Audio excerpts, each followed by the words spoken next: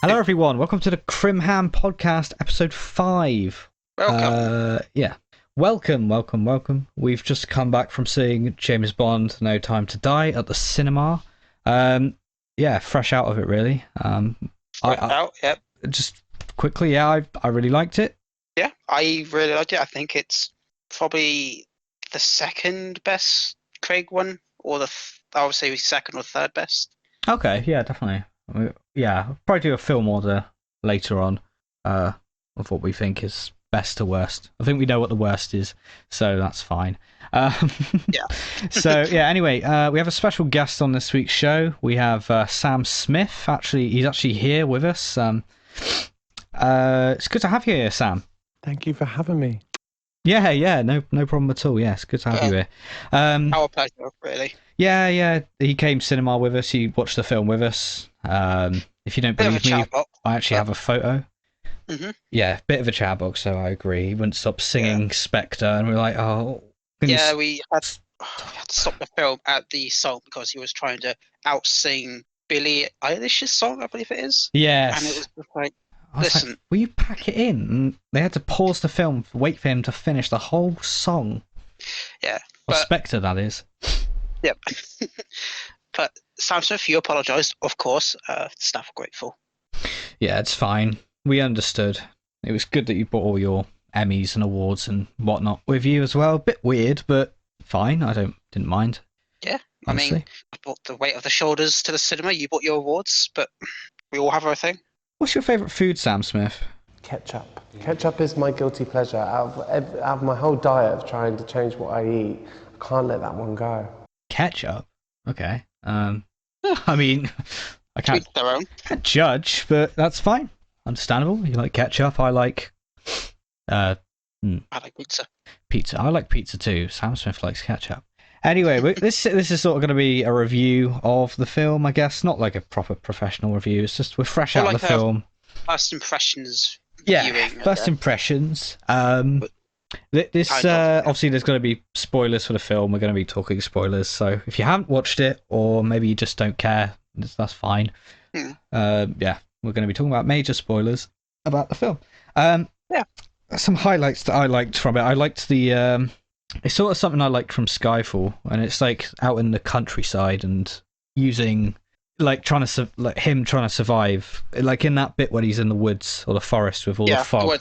I love that scene. To be fair, that scene went way too quickly. That's the only criticism I have. I wish there was more. But always leave the audience wanting more, to be fair. Yeah. Like, which is good because it shows, like, oh yeah, that was good. We want more good things. Yeah. I really like that. That's what I liked about Skyfall, like the ending where they're in the house trying to defend. I like the homemades trying to, survival stuff. I thought they were going to do that again when they went in the house, but I was a bit upset at first when they didn't. But I was like, to be fair, it's probably best they didn't do it again because that would have felt like they would have treading on ground. Yeah, but true. It kind of had that vibe at first. They would have got to do that again. But, yeah, definitely. As they didn't do that, to be fair. No, yeah. I like the definitely my favourite parts in the beginning. Yeah. Like it was a very slow build up. There was a reference to Her Majesty's Secret Service with one of the lines they said while they were driving. I think it's when they're in the car together. He says, "We've got all the time in the world." I think that's ripped straight from Her Majesty's Secret Service. One thing I do like is the song in the beginning. It's a good song, but the video itself, I think it takes cues from other James Bond, mostly Daniel Craig ones, because I feel like it kind of merges Casino Royale and Skyfall's. Like, definitely Casino Royale, yeah, because you see like the club and the and on like a ticking clock thing. What I feel like it took from Skyfall was there's that scene in the beginning of the Skyfall song where James Bond's like floating down the thing. Yeah. And then it goes into the sand. There's a lot of that kind of stuff going on. Yeah. The sand, I guess, could be Quantum. I don't know. I can't remember Quantum's too much, but I'm actually going to look into it and see if it does take cues from all of them in the next one. I'll probably say that if I get around to it. Yeah, definitely.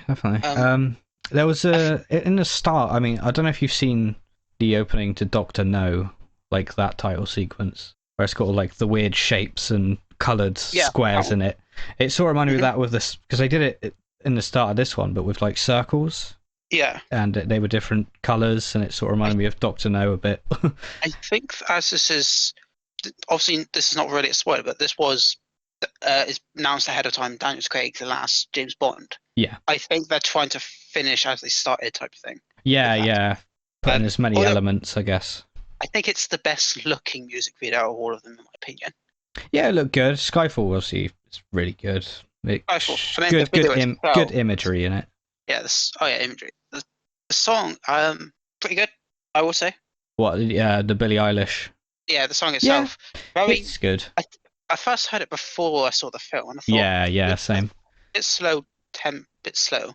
Guess it kind of fits the theme, doesn't it? Like Bond just wants to kind of settle down this film and just have a relationship, not be 007 anymore. Obviously that doesn't work out in the end. It's nice that we actually see that from James Bond. I know we got hints of it with Vesper. James Bond but not from him, but it's from like I'll say 006, who's the main bad guy of GoldenEye. He's kind of one who wants out of the whole thing, but ends up going bad. Yeah. Among other things, that's not the main reason, but I can't remember if there's any other things like that for other James Bonds other than Majesty's Secret Service, of course. Yeah. Yeah, no, it was good. I sort of like it was a different element. Like he felt a lot more. What's the word? Like I guess Human? Skyfall and Spectre felt very dark, didn't they? Like very serious. Yeah. I feel like in this one they brought back like more, I guess, melancholy, upbeat tones. I guess in the character as well, because he seemed more like gimmicky and quippy, like when he blows up that guy's eye with the EMP watch. He's like, oh, it blew his mind. It felt very James Bondy, just making quips and stuff. Just gonna look it up because I heard somewhere that this is the second James Bond film to have a female writer credit. Oh, seriously? I think so. And Possibly. One of the female writer they brought in was a comedy writer, because they made the script and they went back onto the script and punched it full up with basically a bit more humor, a bit more like tones into it. Yeah. I think I've got the screenwriter here. Let me double check it's her. Okay, just trying to. I think it's writer's called. I'm trying to find a name. I actually can't pronounce it because I'm very dyslexic. But yeah, she's done a bunch of writing credits for. She's done The Iron Lady, which is a serious film, but also Bad Education. Okay. It says screenplay. So she's an actor. So I think she's acted in a few things, but did the screenplay for this. Okay. So I don't know if she was. I don't know what she's acted in or written. It just says on here stuff she's in. Yeah. But I do feel like it has more lighter tones compared to the other ones. Yeah, definitely. I think all the jokes do land for the most part. They land, it fits in with the style of the James Bond franchise, doesn't it? Really. Supporting cast, good. I like the other 00 agent. I think she was actually decent. underused personally. Yeah, she probably was. Yeah. So was the other agent lady in the beginning of the end part of the beginning. I think I would say. Though he was James Bond originally, if you know what I mean. Why am I forgetting? when they go to Cuba, there's that lady who's like nervous. Oh yeah! Oh god, yeah! Jesus, really the film felt like it had so many different parts in it. Like it's hard to remember all of them. Like that completely wiped from my mind for a second there. That's why I'm trying to talk about it while it's fresh in my head, because I easily just forget certain parts. So I'm just like, remember it. Criticism, or is that just a fault of your memory? No, it's probably a fault of my memory. Like there is a lot of parts in the film that are like, I mean, sort of happens in James Bond anyway. They go to so many different locations, and no, it's good though. But yeah, like James Bond definitely felt a bit more light-hearted in this film.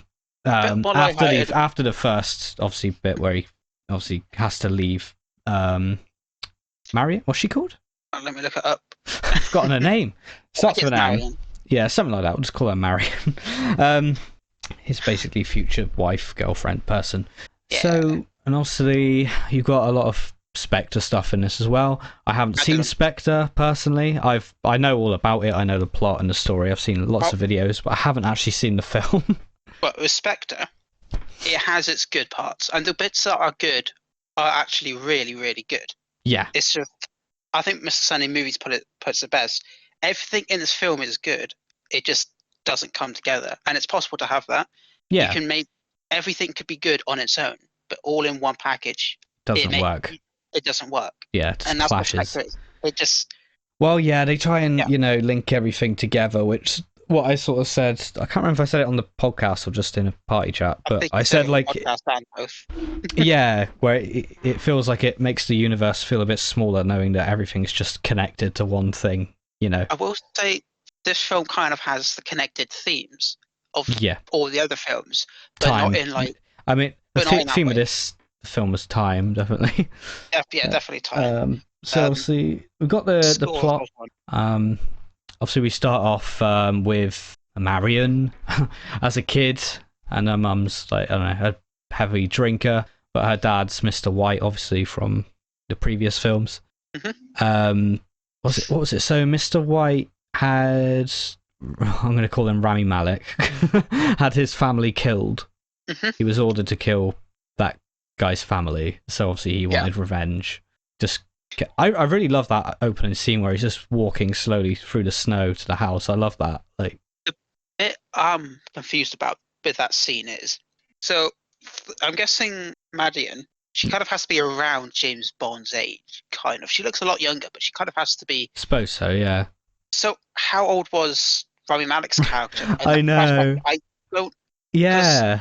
It's like what, 13 in the. Well, no, younger than that probably, wasn't it? Yeah, probably in the photo. I bet like, Malek must have been like what, 10? Yeah, or something. Must have been. So I don't know how old Rami Malek's character is.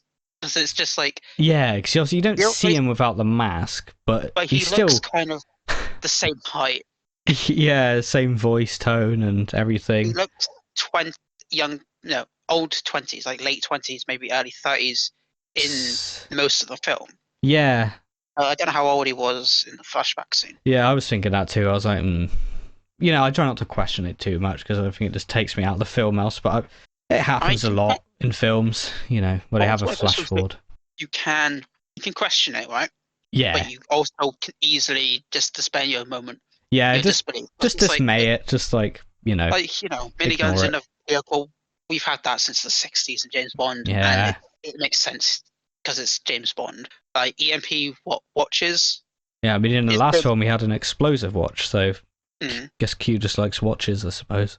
I mean, in Die Another Day, he has a sonic ring thing where if you put it against glass, it will break the glass. There's been a magnetic watch, a laser watch. Invisible car. Yeah. The works. Yeah, so, there's a lot of stuff like that in James Bond, but... I feel like this is more like taking the best from all eras of Bond and then putting it in one film. Yeah, like I said, it does feel like there's a lot of different influences. Like, it has more comedy, not comedy as such, but, quippy moments that you don't really have in the other Daniel Craig ones. There's a lot more quipping in this, and obviously it's probably to round up his, era a bit, so it sort of incorporates other films into it. It was a weird tone. Yeah, it was a good direction, I think. Though I think it needed this more light-hearted stuff, obviously before the ending and everything. I just gotta say something, but it slipped my mind. I was a bit confused, because obviously with the woman's daughter. Yeah. Is that actually James Bond's daughter? Because I know she says, "Oh, it's not yours," but then it's like that's never clarified. Oh, so from what I remember, she says it's not yours because I think she's kind of I just covered my mouth there. I don't know if that affected the audio. No, you sounded all right. Okay, she said it's yours because I think she's in a bad place and doesn't want Bond's mind to be a bit distorted. But I think Bond knows it's his. Yeah, especially with the eyes and that. And he was saying about. Rami Malek says it's his. I don't know how he knew, but then again, who knows? He probably has people on the inside watching everything. Yeah, of course. And he does see it towards the end, I think. On the boat. So obviously, Rami Malek wanted Spectre dead because of obviously them ordering to kill his family. Does that make sense? How did they get the DNA of just the Spectre members to kill them? I know they said that they've been going to DNA banks or something like that, where, because of course when let's say you commit a crime, your I don't do that. Profile. Well, usually when I do it, they tell me. But yeah, Ah. if you're in a database somewhere for like let's say a crime, you probably have like a bit of DNA somewhere. I think they basically like just use that for the Yeah. general public. Yeah. But I don't know how they. Well, of course, there's a scientist who was working. I think he worked for Spectre. Yeah. Yeah. I think he kind of did that. Bit- I actually like the evil scientist character. He was a bit quirky, and I liked how Quirky they had. and bit comedic, you know. Who was the actor? Let me just look up the person because I noticed he made a cameo in the movie. Oh, okay. What? Oh, what, the guy in like the red lab coat at the start? Yeah, I clicked the wrong thing. He's from that what's the show called? Lock the Week. No, he's in like an actual show where he's got like a wife and kids, and it's a comedy. Oh, Outnumbered. Yeah, Outnumbered. Yeah. Hugh Dennis. Yeah, I noticed he was in the film, and I actually kind of found that kind of funny. Yeah. I mean, he's a good actor. Yeah, I just didn't expect to see him in this film. I think it's probably like the cameo, like how Daniel Craig made a cameo in The Force Awakens. He's probably like one of those people who like, I like James Bond. Is he a stormtrooper? Yeah. Oh, I thought that was a joke because I watched the Wired like interview with him and the female 007. It was like, is James Bond a stormtrooper? And he was a stormtrooper, and he was sort of like, yes, I was. But I was like, oh, was that a joke? But oh, guess not. I think he was actually in that. Oh, okay, didn't know that. Yeah, that's cool. Yeah. What else? I think there have been many actors made cameos in the Star Wars films until they realised the new ones were rubbish. They were like, what have I done? What was I going to say? I will say something now. Yeah. That female 007. Yeah. I would actually like to see a film about it. I think she would carry a film. That'd be awesome. Personally. I mean, they could do it. Yeah. Just to carry it on. Yeah. I think. I mean, I know they'll probably just get a new actor and a new storyline and everything for the next load of James Bonds. Well, what's her name? Judi Dench, who was M originally. Yeah. She was in all of his Brosnan films. Yeah. So was the original Q. He was in all of the James Bond films. Yeah. So I'm hoping that they do the same because I think it's really nice. It's nice. Obviously, because they're trying to link it up, a bit. Obviously, you can't link it up properly because it doesn't technically make sense, but it's good to have those faces from the other eras just to sort of, I will say, link it a bit. Who played M in this one looks much older than he did in Spectre. Yeah, he did look like he'd put on a bit of weight and lost some hair. I think it's maybe just it said 5 years later, so maybe they aged him up a little. Yeah, maybe. So, maybe they just used it as an excuse just for him. I think pictures of him recently doesn't seem like that bit. I mean, he's still got the same hair. Natural age progression. Yeah. But he's a bit skinnier in all the images, so I think they probably just. Yeah, he did have a bit of weight on him. I think they aged him up a little bit for the film, because they did say 5 years later. 5 years, yeah. So, did Q. He looked much older, and he was quite young looking in Spectre, and he is quite young looking now. True. I don't know. I mean, I liked that they had Felix Leiter in this again, a CIA agent, because he wasn't Inspector, was he? Was he I can't remember his. I'll look it up in a I know second. he's in Casino and Quantum, but I don't think he was in Skyfall or Spectre, so it's good to have him back. I haven't seen Casino Royale. I want to see it though because it looks really good. I think it's the shortest James Bond film to date. Which is okay. Still long. People say it's like one of the best. Yeah, people are like really high on their list. I'll think on Quantum of Solace for a second then. Oh yeah, no, Quantum of Solace. I know it's got a bad rep, but I don't know. I like it. Yeah, Casino is really good. I would highly recommend it. People say it's their best. It's made by the guy who directed GoldenEye. Right. Well, let's do our list now of best to worst, shall we? Obviously, I haven't seen Casino Royale, but I know it would probably be quite high for me. I'll go worst to best. Actually, I'll do that for me. Obviously, Spectre is last. I haven't seen it, but I know the whole plot, and I've seen loads of video essays on it, so I've got all the information I need. I think it's, if you know the entire plot, I think, and like video essays, I think you, even though you can't say definitively it's bad, I would agree that Yeah. you understand it enough to probably say it's bad. Yeah, yeah. So Spectre's going to be last. I would say Quantum, then... Ooh, I'll put... Oh, God. So Spectre, Quantum... I have my list already. So you got Skyfall, then you've got Casino, and No Time to Die. 5 films, isn't it? Mm-hmm. Yeah, okay. So Spectre, Quantum... I'll put Casino Royale third because I haven't seen it, but I know I will like it. But I'll put it third just for the reason I haven't actually seen it. And I've seen more about Spectre than Casino. Then I'll say Skyfall. Then probably this film is my first, I think. This is only including Daniel Craig, of course. Oh yeah, only Daniel Craig. I haven't got time to go. I haven't seen any of the others. I've got the box set. We need to watch it. But so I'll put Spectre at bottom. Yeah. And then about 10 feet up is Quantum of Solace. Yes. And about 10 feet up from that. Yes. Is Spectre. No, not Spectre. Skyfall, I mean. Okay. No Time to Die, then Casino. But I will say I do enjoy watching Skyfall more than Casino. Yeah. I just find Casino to be a bit more of a better developed film. But I will say, if you gave me which one to watch, I will probably watch Skyfall. Yeah, it's good. Skyfall is good. It's just more fun to watch. It's more of that. Yeah. It's you could just get in your bed, watch it, go with someone to watch it. I think Casino Royale, although it does have those traits, I feel like it may be not for everyone. Has moments. It's not for everyone. I don't. Yeah. And it has those moments where you're like, ooh, not in a bad way. And well, if you've seen the film, you know the scene we mean. Let's put it that way. Yeah.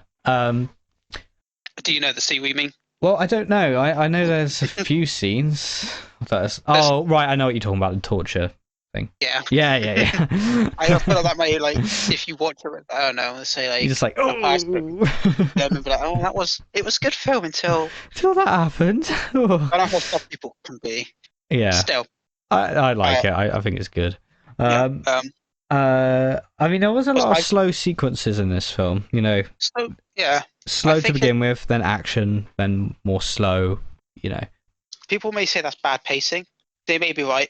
I felt like it worked in the favour of the film most of the time. I feel like sometimes it was a bit much. The main villain wasn't really in it that much, was he? All things considered. He was always obviously overshadowing everything, and they were mostly trying to figure out who he was to begin with. When I came home, I spoke to my dad about it. He basically said the villain basically makes cameos in the film. So he's in it as well. Yeah, he's in it as well. There's a villain in this film. He's good. Bobby Malek does the character itself is fine. Yeah, it's fine. He comes off as quite mentally disturbed and creepy, which I think he sells. He sells it really well. Bobby Malek is a terrific actor. Yeah, he was terrific. If he's in anything that he's in. It was good, yeah. He's very good at playing creepy, unstable guys with spooky eyes. He's also good at playing Freddie Mercury. Yeah. Yeah. Yeah. Which obviously was his plan. He wanted to poison everything, to poison places. It reminds me of Plague Inc., that game that you can play on your phone and that. Do you know what it actually reminded me of? What? Advanced Warfare. Because they have a DNA bomb. Oh, yeah, DNA bombs, yeah. I was like, they're going to say DNA bomb. They're going to say it, and they never say it. They didn't say it, no. I guess they didn't want to. But I was like, it's a DNA bomb. And then they all go there. They go to his base. He's captured, what did I say? Madeline? Madeline. Yeah. Captured Madeline and her daughter, which is James Bond's daughter. It must be. So obviously they go on a mission to save them, and they want to bomb the base and destroy all the poison and all that stuff. Yeah. And then obviously James Bond asks for the missile to be sent. Everyone else is out and out of range in the safety, because they have to open the shutters to get them to destroy the chemical farm, I guess. Obviously, and then Rami Malek's character obviously shuts the shutters, so James Bond has to go back and try and open them for the missiles to be able to hit the base, so they don't bounce off like a trampoline. And that's that's where the conflict. Because obviously in this film, if you get someone's DNA, you can weaponize it basically. Yeah. So if you touch them, you'll kill them if you have those nanobot things, I guess. Nanites. What did they call it? Something like that. Nanotech. Something. It's gonna bother me, but I know what you mean. Yeah, so obviously there's really small things in the poison. And he scratches James Bond because he has Mallory. Madeline. Hold on. Nanobot, I think it is. Nanobot things. Usually the first search, if you put nano, it's usually the first thing that pops up into. Nanobots, No Time to Die. Yeah. So Rami Malek's character gives her a vial, and she touches it, and then he has her DNA. I guess with the nanobots. I guess he has to break the vial to get it to work. I guess. Yeah, he basically broke the vial. He broke the vial, but also James Bond's blood went into the water stuff that contains all of the nanos. So basically, if Bond touched Madeline or the child, they would die. They would die. Yeah, they would die. I mean, it's easier to explain if you've seen the film because you know properly what we're talking about. But basically, he get poisoned. He can't touch Mallory or his daughter, or else they'll die. So he kills Rami Malek, the actor, not the villain, which is a bit shocking. I don't think they actually kill off a real person. Yeah. But yeah, so obviously he decides, well, there's no point, is there? Because he can't be happy, so he stays, and the missiles destroy the base, and well, he actually dies, which is a shock. He would have made it. No, I think even if he tried, it was too late. Shockwave would have gotten him if he even got far enough. Yeah, even if he didn't get scratched by Rami Malek, it was too late. I didn't believe they would kill him off though. Neither. I was a bit like, oh god, they're actually killing off James Bond because they've. Well, we said it. Yeah, they've never done that in a James Bond film. He's never died, so this was. They basically mentally killed him. Mentally destroyed him. With I imagine just his secret surface. Yeah. That's about it. But yeah, he actually dies in this film, so that was the big spoiler moment. Of course, at the end of each Bond, it says James Bond will be back, and there's either rumors that they've already cast him. Or her. I don't know. They've not said anything, but it's probably going to be a guy anyway. To be fair, or they're casting. Yeah. So there's going to be more in the future. I do think though, although Daniel Craig is not my favorite James Bond, I think he's a bit one note sometimes. Yeah, fair enough. He did a great job throughout. Yeah, he did. Yeah, it showed more emotional range, I suppose, in this one. As a Spectre, he didn't seem like a god. And it was like nothing can kill me. Yeah, I mean the guy, the Blofeld drills into his brain, which is meant to make him forget facial recognition, but it doesn't do anything anyway. Also, it makes like this really weird fan theory that came out. It's like, oh yeah, he drilled into his head. Everything after Spectre, the drilling scene, is now a hallucination. Like, why would you want that to be a canon thing? No, it's just horrible. Like, I don't understand. It didn't affect him at all. It didn't affect any of his balance or anything like it said he would, because he just literally escaped from the base and was able to one man take out all the the people shooting at him. And then he made a really good explosion. The biggest explosion in film history, really. Explosion, apparently. I felt like it just tried to top the scene in Casino Royale. I feel like that's the only reason that thing was thrown in there. Yeah, probably. Because obviously Casino Royale was the most car flips, wasn't it? But they did that by accident, apparently. A good accident.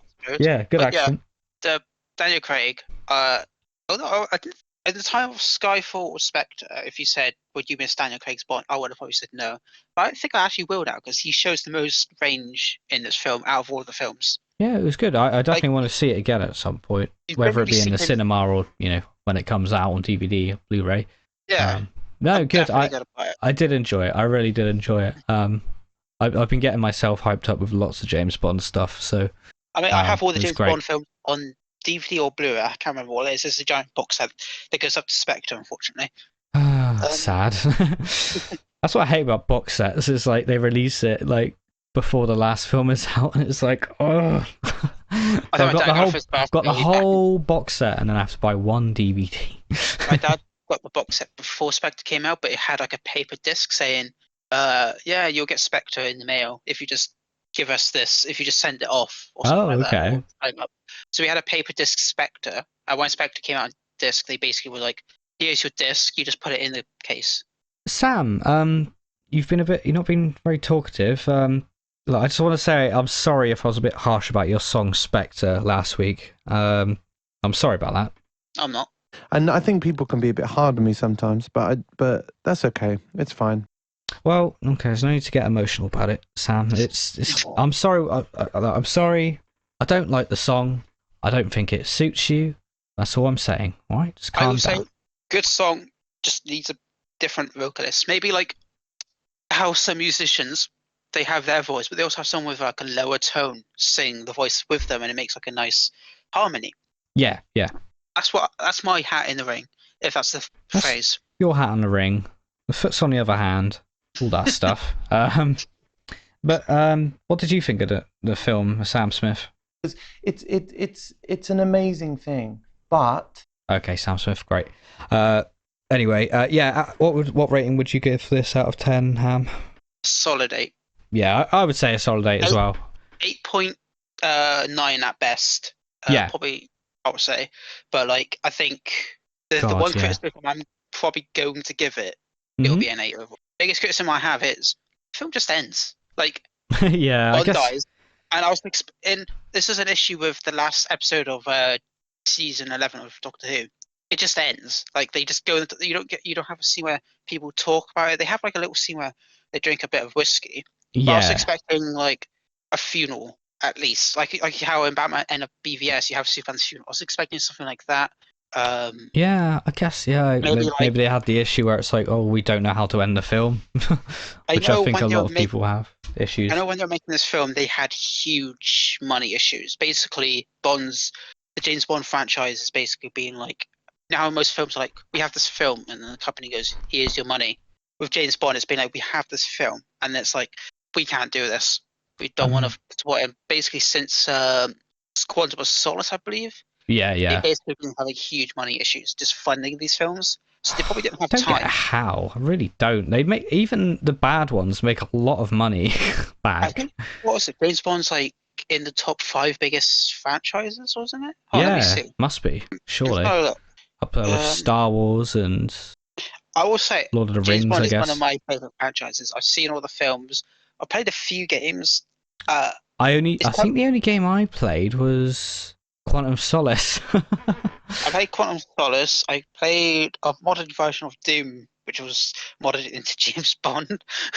Of course. I have 3 James Bond games on the original Xbox, which I really need to play. Yeah. One of them has Sean Connery reprised his role. This was back in 2002. The game came out. Okay. He came back and voiced the character again. You could tell he's older. Oh yeah, definitely. Yeah. Fine. What would I Google to see how good the franchise is? I don't know. I'll put box office overall. I'm trying to type this, but messages keep popping up and I can't type them. By the way, just while Ham's looking up this, you can email us at crimhampodcast@gmail.com. Any questions, any funny stories, anything you just want us to say on the podcast or talk about, and email in.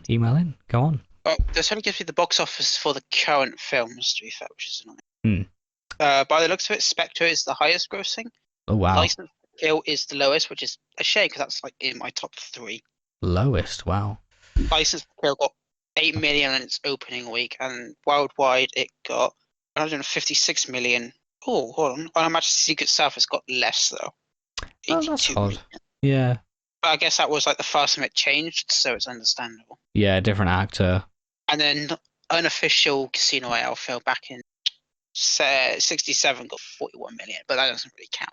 No, because that was just a spoof. Overall, it's made 7 billion throughout its lifetime. That's good. Yeah, that's good. Probably not as high as some franchises, but it's still good. Skyfall made 1 billion out of the gate, so yeah, it's responsible for like a lot of the money. Yeah, definitely. Of course, so Spectre's only made No Time to Die has made $500 million, but there is many COVID restrictions still in place, and this is the first big film in cinema since cinemas closed down. Really, I would say it's probably the biggest. Was in cinema, and it's bigger than James Bond, I guess, in terms of like popularity at the time, I guess, when that Suicide Squad came out.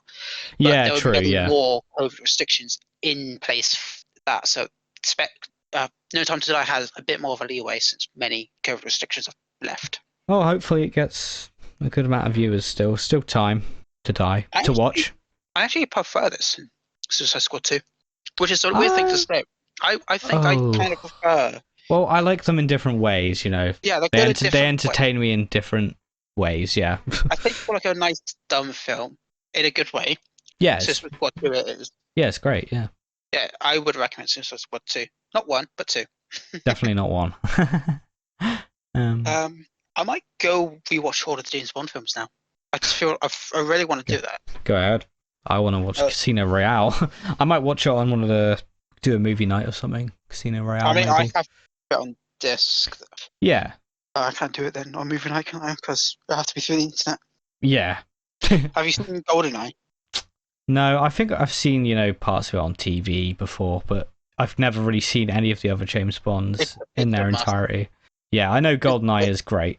GoldenEye basically does have the best antagonist. Yeah, opinion. 006.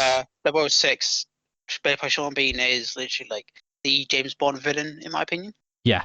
And no amount of people with funny eyes or... well, that's it, isn't it? Every single James Bond villain has to have some sort of funny eyes or disfigurement. I know Rami Malek's actually made a bit of backlash because there was a character who has, a person in real life who has like has a skin condition that looks like Rami Malek's skin in the film.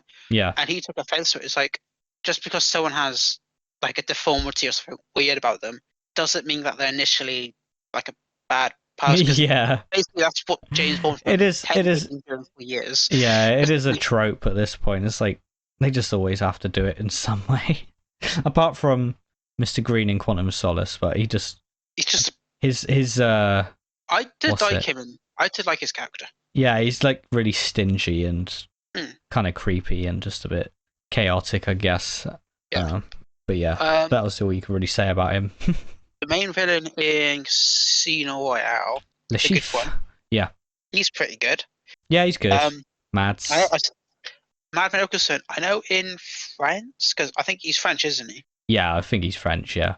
He's actually a comedic actor in French movies, which I find funny because he doesn't understand why he's always cast as the bad guy, apparently, from what I've heard.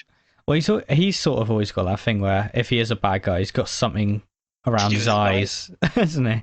So he's just the eye actor. Film, Doctor Strange, that game was Death Stranding. He's got something going on with his eyes, which I want to play. I want to play Death Stranding. It looks good, but I don't know if I'd get bored. The director's cut apparently is way better though, because apparently the director's cut has a lot of cut content, like entire mechanics are put in the back of the game. Oh right, okay. Like entire combat systems are put back into the game, and it's like people are like, this is just what we wanted, rather than Mailman Simulator, the game. Mailman, yeah, walking simulator. Definitely an 8 out of 10 for this film. Really good. Definitely recommend seeing it. Go and see it. Go and see it. It's a must. Yeah, we tried to see it on the weekend. It's Monday now, but the weekend it was just way too packed for us to watch it, so we got to see it today. Happy. So it's great. Honestly. It's great. Definitely recommend. Would recommend. Would see again. Like I said, my only real flaw is a bit slow. In some parts, yeah. And the ending, it was just like, oh, he's dead. Goodbye. He's dead. Goodbye. Yeah. And more of Rami Malek would have been good. See his acting because he is good. He is great. That was basically our loose, I guess, review of the film. Just our thoughts. Just one more thing to make sure we keep it with an annual tradition. Of course. There is a title for the Doctor Who next episode. There's our Doctor Who thing for the week. Yeah, well, they've got 2, haven't they? Yeah, 2 titles. I can't remember, but there's our Doctor Who. The second one is called. No, they don't need to. Okay. No. Sorry, let me just look it up. Why not? Tradition. But I had Doctor Dolittle in here. I mean, Doctor Who Little. Chapter 1 is called The Halloween Apocalypse, which is, it's going to be up on Halloween. And then the second episode is called War of the Sontarans. So, yeah. What is that about? Fucking bacteria. Yeah. So if you're listening on YouTube, I usually put this up on YouTube a bit later than Spotify and Apple Music. But comment down below, tell us what you thought of the film. And we will put spoilers in the thumbnail, so look at the thumbnail. Oh yes. You will, wouldn't you? Look at it. Go on. Look at it right now. Look at the thumbnail. Look at us in I our didn't work hard suits. at all. Yeah. we posted that photo. It's not photoshopped at all. That's a fake. I know. That's a fake fact that I made up. Yeah, people always say, "Guy, you look so photoshopped in this cover," and I'm like, "Well, I don't know what you're talking about. We had to actually get this done in a photo studio place." True fact you made up. True fact I made up on the spot right now. Improv. Yeah. Anyway, thank you, Sam Smith, for joining us on the podcast. I just want to say thank you. These getting through this has just taught me that I have so much courage. That's right, Sam. Yes. Yeah. Anyway, good to have you here. Person who made that one song. Yeah, it was great. Really great having you on. You've been honestly, it's so talkative. Song was really great. Wait. You made that, didn't you? Yeah, I'm sure he did. Sure, you did, didn't you, Sam? Yeah, I know you did. Yeah. Don't answer, Sam. No. Yeah, thank you. Don't really speak much, actually, Sam. But yeah, don't speak. Don't speak. No more speaking, please. You've run out of lines, so sorry. Yeah. Anyway, that's the end of this podcast. Wrapping it up, coming to an end. Might be a bit longer than the other ones, but just a because. bit longer. But I do hope you enjoyed. We'll be back next week. Well, maybe this week, possibly recording for the Halloween special. Yeah. But do email us in if you are listening on Spotify or Apple Music what you thought of the film. If you want to email in. Yeah. Go on, email in. Come on. Please email in. Please. Crimham Podcast at gmail.com. Please. Someone say something. Yeah. Should we ever mention why you're called Crimson and why you're called Ham, or should we just leave it a mystery? It's a mystery, isn't it? Yeah, I can't remember. Can't remember either. So it's a mystery to all of us folks at home listening or watching a still image on YouTube with listening. Yeah, anyway, that's the end of this podcast. Yeah. Well, stay hammy. Stay dandy, and goodbye. Goodbye, everyone. Goodbye, everybody. I got to go. Gonna leave you all behind. Don't do that.